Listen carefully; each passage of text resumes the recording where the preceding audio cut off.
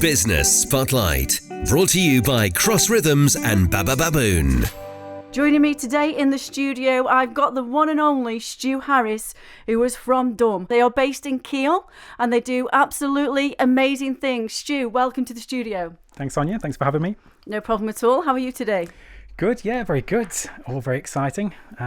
Happy to be here. Happy to be here. It's a fantastic studio, isn't it? It's great. Coming into It's very Cross good. Rhythms.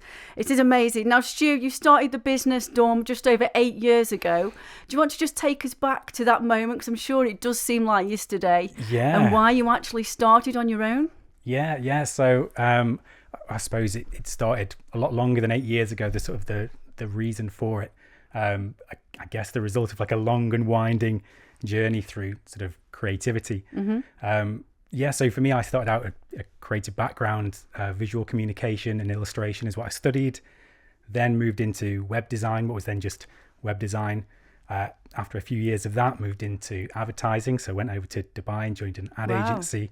So it was a really broad mixture of different sort of creative backgrounds, which is great. But then as a creative, as a generalist creative, the issue that gives you is that sort of, you don't ever really feel like that expert in one particular area, which feeds into that whole kind of imposter syndrome. and that was timed perfectly with just as I was starting to get more time face to face with clients as my career progressed. And so what I found is I was sat in a room with all of these kind of experts in their sector and their area, and I didn't really know what everybody was talking about. So they were, using a lot of business jargon and marketing fluff and all these kind of acronyms and things like that. So I had to sort of sit there and get quite comfortable asking, what do you mean? Why do we do this? Explain it to me like I'm an 8-year-old. And it was probably really frustrating for them to have to sort of say, well, who's this sort of dumb designer in the room that doesn't understand anything? But actually, the more you kind of probed and asked why and what you meant, actually you realized a lot of people weren't really clear on what we were doing or why we were doing it. And so it helped us then to really get very, very clear to start thinking a little bit differently by challenging why we were doing things. Okay. So that was kind of the start of this, what we now talk about as an agency as being this fearless curiosity. Yeah. Is that not being afraid to look like a bit of an idiot. And by asking stupid questions. And so that was that kind of, the start of that mission of setting up Dum, what became later Dum. It didn't happen for a few years. So 8 years ago, we set up the business. The reality, that was just me. Like a lot of people during COVID, I was sort of sat at home, sometimes wearing trousers, but most of the time just sat in your underwear doing work. That was a good 6 years of the business. That was prior to COVID. I had a bit of a head start on that home working.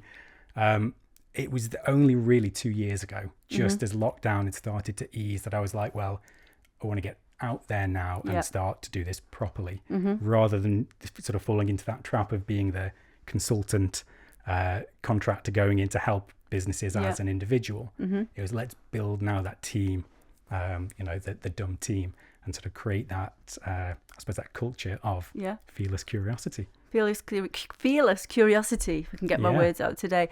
But your journey there already, Stu, in getting through that, even working at home, sometimes you can be quite isolated. And especially in COVID, I know I felt exactly the same, when you sat there, but then you're trying to be creative, but you're sort of stuck in this isolation. And I think a lot of people in business sometimes can feel like that as well. Yeah, you need to have people to bounce ideas off of. And again, as an agency, obviously creativity is like super important, but every business really needs to have some element of creativity running through it. Doesn't mean that everybody in the business needs to do it. You don't need to have an accountancy firm full of creatives, but the problem almost is people mistake creativity as sort of artistic talent.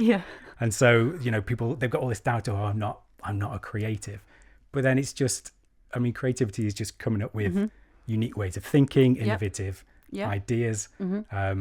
So again, it's just that idea of almost acting, like thinking like children almost, in a way, is that they're not bound by that fear of getting things wrong, of looking stupid if they say the wrong thing.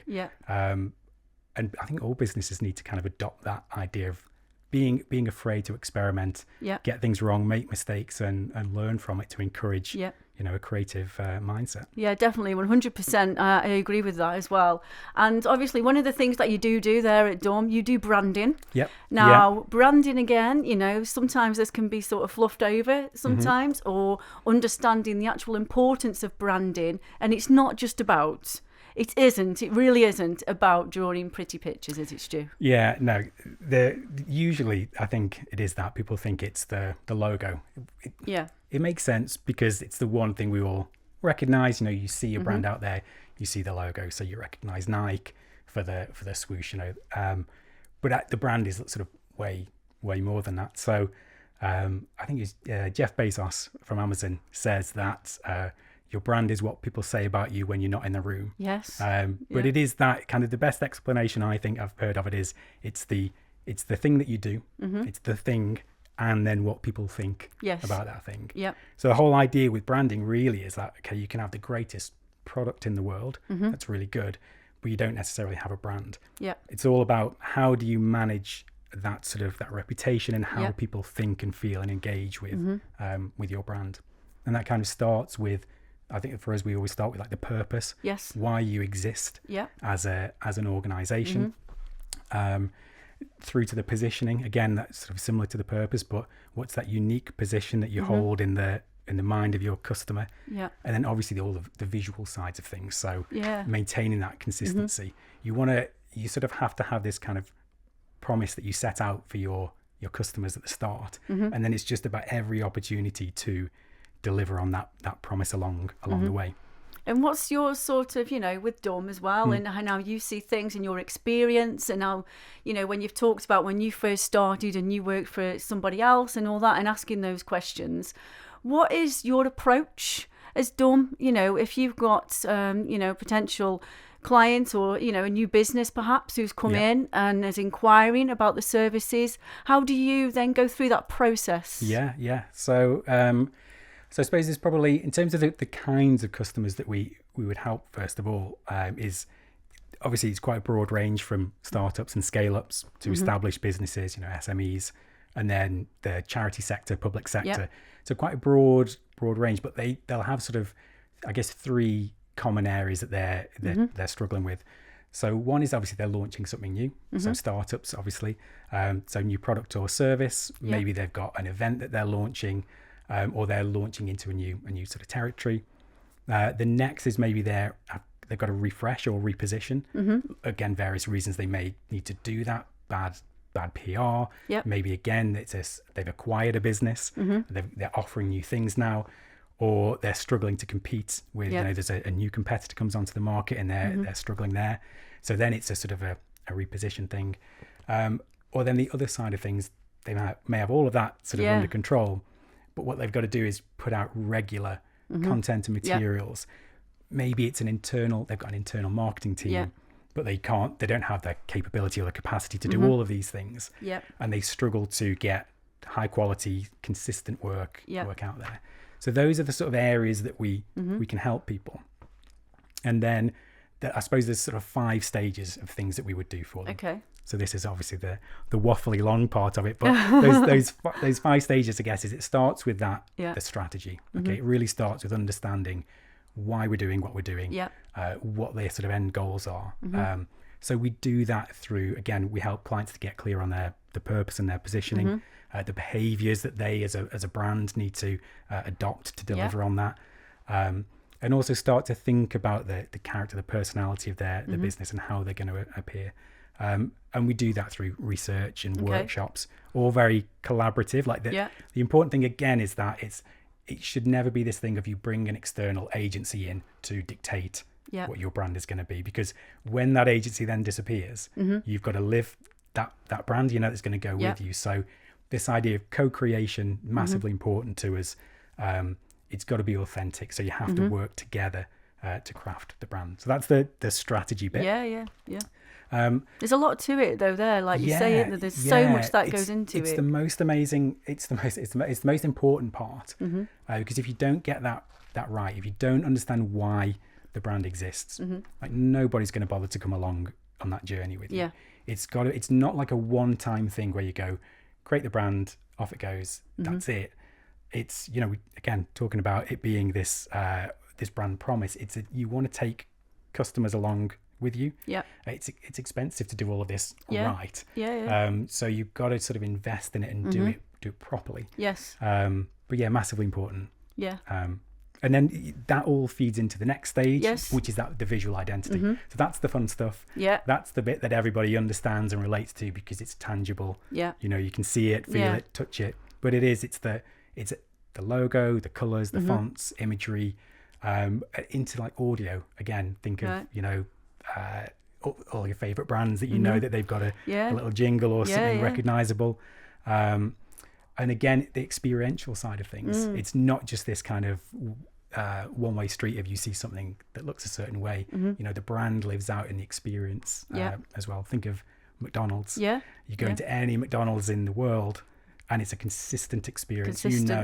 You know what the product's going to taste like. That's the first thing. But everything else, how you're going to order. Yeah. Probably what the layout of a McDonald's restaurant is going to be anywhere in the world. So but the visual identity, again, that's all the fun stuff that we as designers and creatives love. Yeah.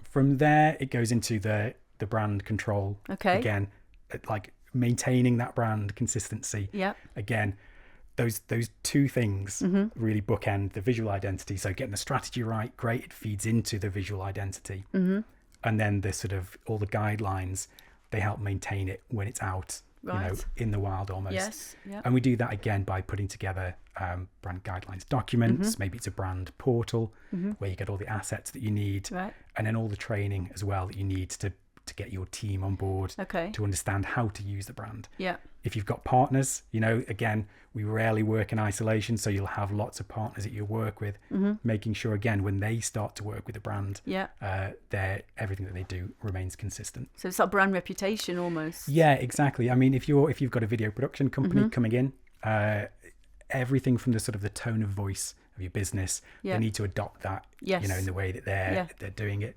Again, making sure that it just always remains on brand, both visually and from a messaging point of view. Yeah. So that's the third part, the control. Yeah. Fourth is the launch side of things. Okay. So again, I mean, this is not a sort of it's linear to a point, but obviously we can step in at any one stage. So if, for example, somebody's already established the strategy, that's fine. We can step in and take it from there. Yeah. But again, there's that whole launch thing. So we've seen time and time again, you invest all this money in kind of doing the strategy right, getting the identity right. You've got everything in there to control it. Then it comes to how you roll this brand out. Yeah. And if you don't get that right, then, I mean, if you're repositioning and going from, you've changed your name suddenly to go from, company X to company Y, if you don't plan that properly, then, then people will lose you. You'll lose a whole bunch of customers. There'll just be all this confusion. So rolling that out properly is really important. Again, if you're a global company, different areas, how are you going to roll that out internally, to your staff as well as externally. So it's not just a case of, cool, here we go, we've got a new logo, let's plaster it over everything. You've got to really got to think about how you do that. Definitely. And like you mentioned there as well, not just to the wider world, but internally, that comms as well, for any organisation is something really pretty crucial. Yeah. I mean, again, really the brand, if it's a surface level thing and you only worry about projecting what you think your customers want to see, then it just comes unstuck. Eventually, you just end up not delivering on that promise. But to do it, you've got to have the people inside, of course, that also believe in that, because they're the ones that are actually going to drive it. They're the ones that represent your business every day. So you've got to have, it's got to, like a stick of rock, right? It's got to run right the way through the middle of it. Definitely. And then just moving on from that then, Stu, the next 8 years, is there any particular, without naming any names, but is there any particular projects or anything like that which you haven't yet done, or, one that you may have done you'd like to replicate again, maybe you've run a bigger, wider scale? Is there anything in mind? I think it's like that the case of, rather than being a particular client that we would want to go after or do anything like that, I think it's a case of just doing more and offering more to support our clients is what that's the focus right now, is that you go through this process of helping them to get ready and to launch. It's then that sort of maintenance like afterwards. That's a really important one. So what are how are the different ways that we can help take the brand further, to amplify the brand further? So I think for us it's going to be about bringing in different skills to the business, different functions that we can add, at the moment. So things like motion graphics, for example, it's been a big thing for us over the last few years. Is how can we sort of build up a stronger motion graphics team within the business, because again everything is so it is so visual, and again with things like social media, the time for sort of static graphics is over. Everything's got to be far more rich. Definitely. And, Stu, like I've mentioned, you're at Kiel. You're based at Kiel. You work with local businesses, local charities, but also you do reach out nationally as well. And globally. So we've worked with clients all over, really. So through Europe and in the Middle East, and some clients in the US. So it's pretty broad. It always keeps us on our toes. And it's really interesting, I think, to have to go into different cultures and things like that, where you're not immediately familiar with these things, and to get more exposed to it. I think it's great. Okay, and would you, when you work with clients overseas as well, do you actually go out there and obviously see the clients face to face? Does it come to that scale? Yeah, we do, depending on the nature of it. Again, I think these days it tends to be a lot more remote. I think everybody's obviously far more focused now on the kind of environmental impact that they're having. So there've been times in the past where we did have to fly out and work sort of on site and remotely with clients, but I do think these days as well things are done remotely a lot more. Yeah, definitely. No, you do find that. Well, Stu, it's been absolutely great to speak to you here at the Cross Rhythms studio. No doubt about it. I'm sure you'll be in again pretty soon as well. But before you go, how can people, if they are interested in whether it's finding out more about branding, they just want to give you a friendly call maybe to say, how do we go about these things and the different processes that you've mentioned, how can they find you? Yeah, I think the first place probably is to look at dumagency.com. That's our site. So you'll be able to find out more about what we do, the kind of our process, and then some of the packages that we offer as well. Would be really helpful. I'm terrible on social media. So you can probably find me on LinkedIn, Stu Harris.